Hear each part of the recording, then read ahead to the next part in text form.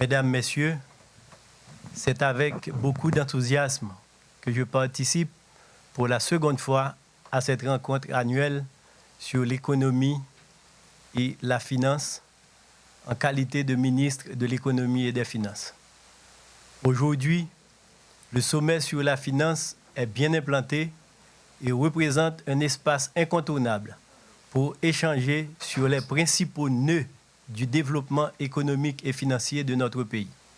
C'est l'occasion de présenter les principales actions et politiques économiques qui sont entreprises par le gouvernement et favoriser une compréhension commune, gage de convergence des énergies positives pour des mises en œuvre réussies. C'est pourquoi, avant d'aller plus loin dans mes propos, je voudrais une fois de plus adresser mes vives félicitations aux organisateurs. Pour cette fois, le thème central de ce sommet, qui est celui de l'enjeu du renforcement du capital humain, est tellement d'actualité au regard des défis auxquels nous faisons face, à la fois dans la formation de capital humain et dans sa valorisation.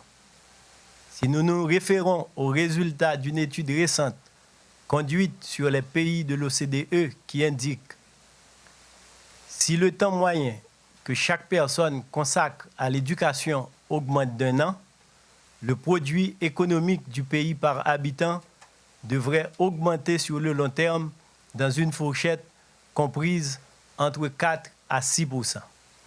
Il n'est point besoin de démontrer l'enjeu du renforcement du capital humain pour Haïti.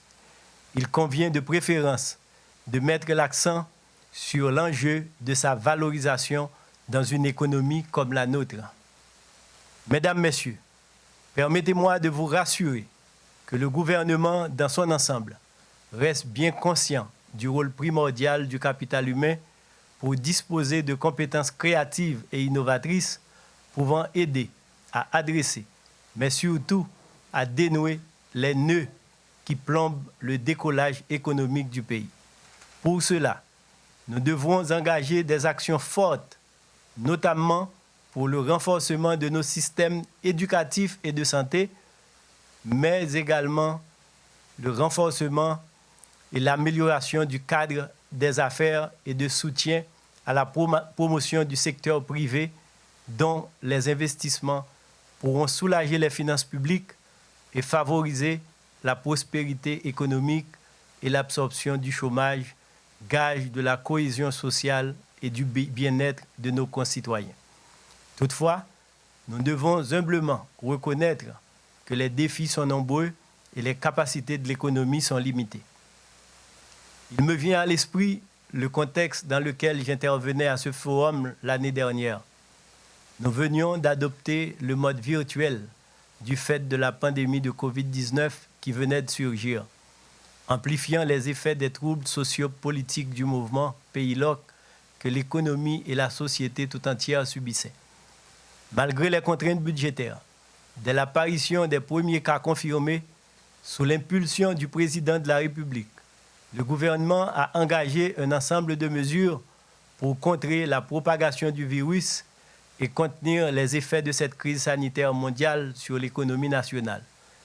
Au niveau économique, des mesures ont été également adoptées, portant sur des allègements fiscaux, l'assouplissement du crédit et la révision des délais de paiement des impôts pour les entreprises. Le gouvernement a ensuite adopté un plan de riposte dans une approche plus holistique qui a permis de limiter l'impact de la pandémie sur l'économie. Cependant, toutes ces mesures qui ont eu un double effet, entraînant des baisses de revenus pour l'État d'un côté et l'accroissement des dépenses de l'autre, ont conduit à des réajustements budgétaires pour prendre en compte ces dépenses d'urgence.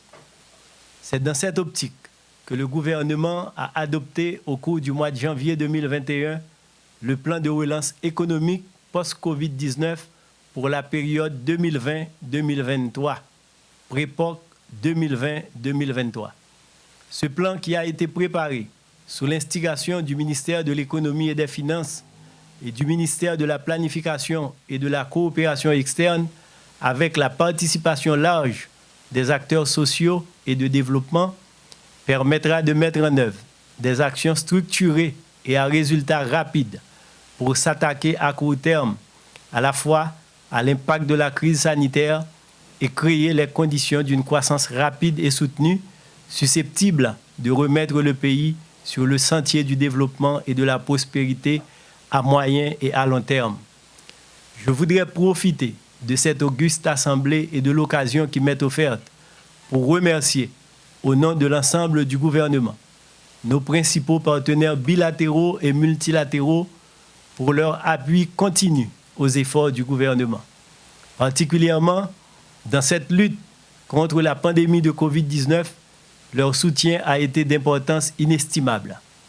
Le gouvernement d'Haïti voudrait pouvoir continuer à compter sur leur engagement à ses côtés pour l'accompagner à aborder plus sereinement la période de l'après-Covid pour laquelle l'objectif majeur demeure une reprise économique rapide et résiliente. Le PREPOC, qui adresse les principaux nœuds du développement économique et social d'Haïti, dont le développement et la valorisation du capital humain se veut un cadre fédérateur et consensuel pour mobiliser la nation et nos partenaires sur des défis de développement et un programme d'action qui dépasse l'horizon d'un mandat présidentiel. Il est structuré autour de 6 piliers sur lesquels le gouvernement concentrera ses efforts pour la relance durable de notre économie. Il s'agit de la diversification et transformation structurelle de l'économie, le développement des services d'infrastructure de base et énergétique, le renforcement de la sécurité et de l'état de droit, le renforcement du cadre des affaires, le soutien aux PME et la création d'emplois, le développement du capital humain et inclusion sociale et le renforcement de la résilience au choc. Mesdames, Messieurs, au-delà des effets directeurs sur nos populations et sur l'économie à travers les perturbations engendrées dans le circuit de production et de distribution et des transformations dans les relations sociales avec les mesures barrières et de distanciation sociale, la pandémie de Covid a révélé des faiblesses dont nous devons tirer des leçons pour les transformer en force pour mieux orienter et améliorer le pilotage de nos politiques de développement économique et social. Au moins 4 grandes leçons de la pandémie de Covid ont été tirées. D'abord, la Covid-19 a fait émerger nos besoins qui ont mis en exergue les gaps de développement de nos services de télécommunication et nos besoins de renforcement du capital humain.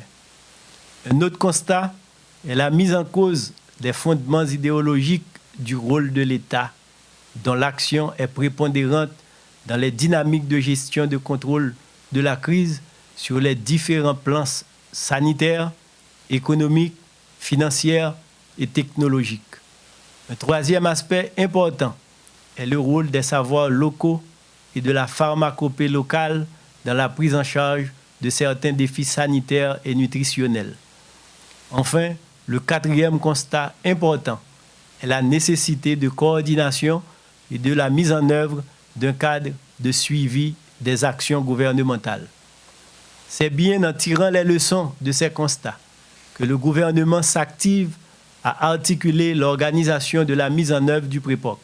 C'est pourquoi je voudrais en appeler surtout à la diligence de tous les acteurs, notamment les responsables de l'administration publique, pour une mise en œuvre rigoureuse des programmes du PREPOC afin d'obtenir les effets de développement économiques et sociaux escomptés.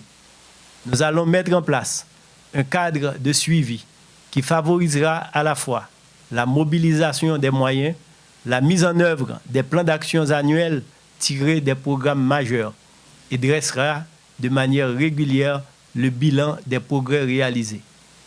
Plusieurs de nos partenaires techniques et financiers, dont la Banque interaméricaine de développement et la Banque mondiale, ont exprimé leur désir de collaborer pour faciliter la mise en œuvre de ce plan en finançant certains projets phares qui y sont inscrits.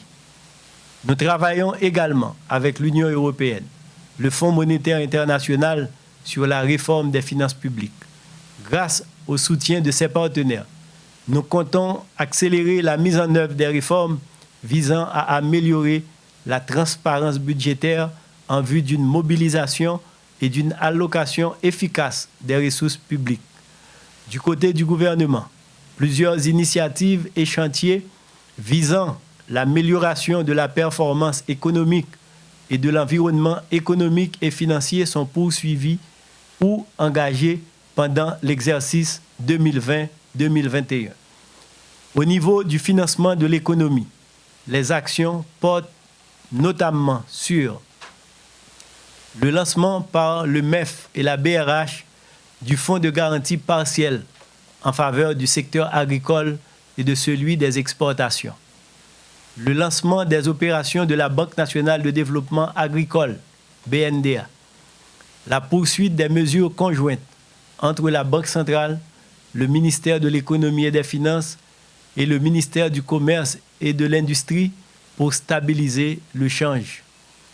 Au niveau de l'économie réelle et de la production, les actions portent notamment sur la poursuite des travaux d'infrastructures d'irrigation pour améliorer les rendements et la production agricole, des appuis aux agriculteurs dans des zones à fort potentiel à travers la distribution de pompes solaires, l'accès aux semences et des paquets techniques avec le support de partenaires techniques et financiers, les programmes de logement pour les policiers, les travaux d'électrification et la mobilisation des financements appropriés.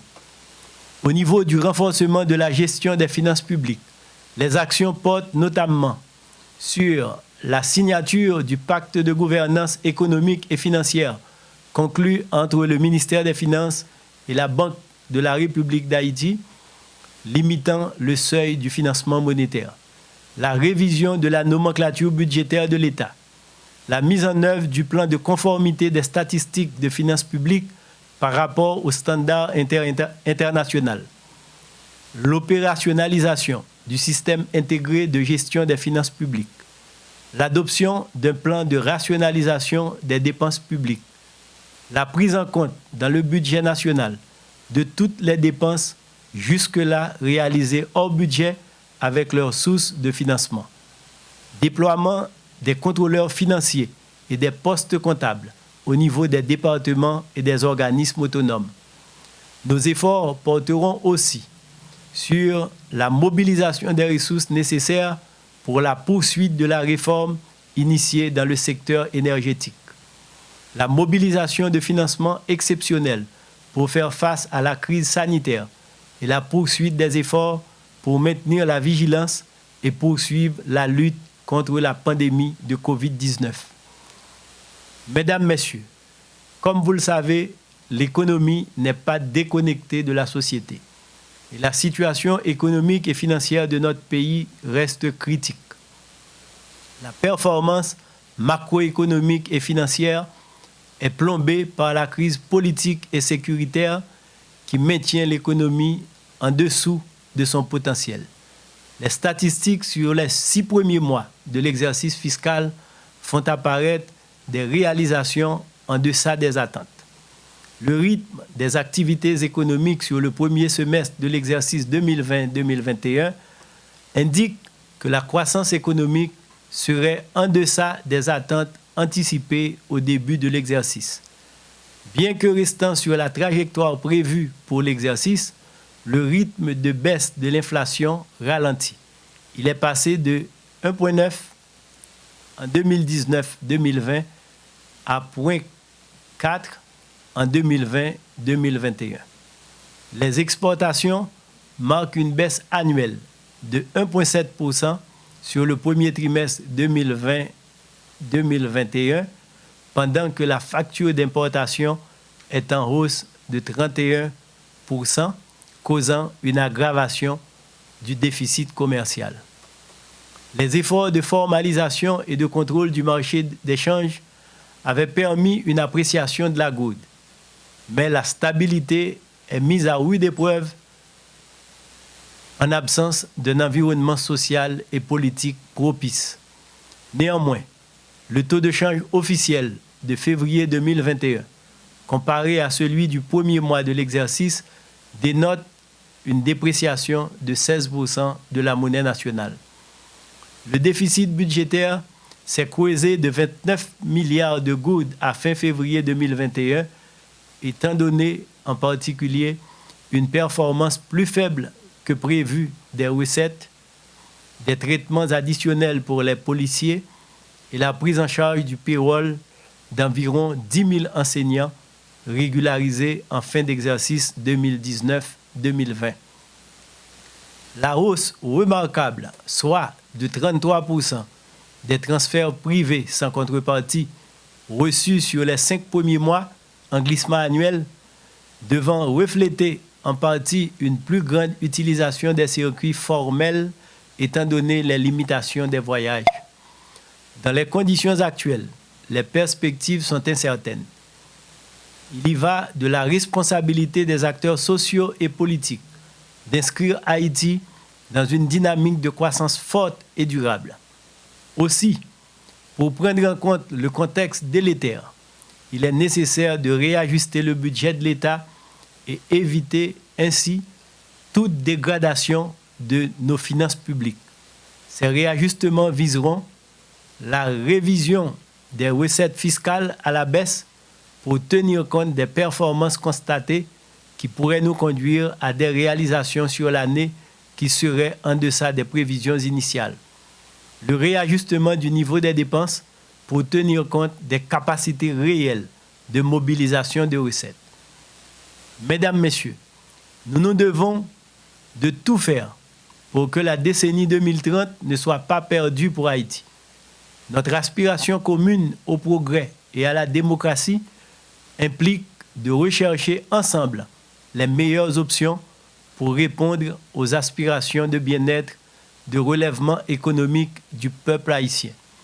Il nous revient d'adapter les mentalités, les méthodes pour faciliter cette construction, sachant qu'il n'y a rien de mieux pour l'économie, la création de valeurs durables que dans la recherche de solutions négociées de manière responsable et profitable aux intérêts de la nation, de chaque citoyen et de la postérité.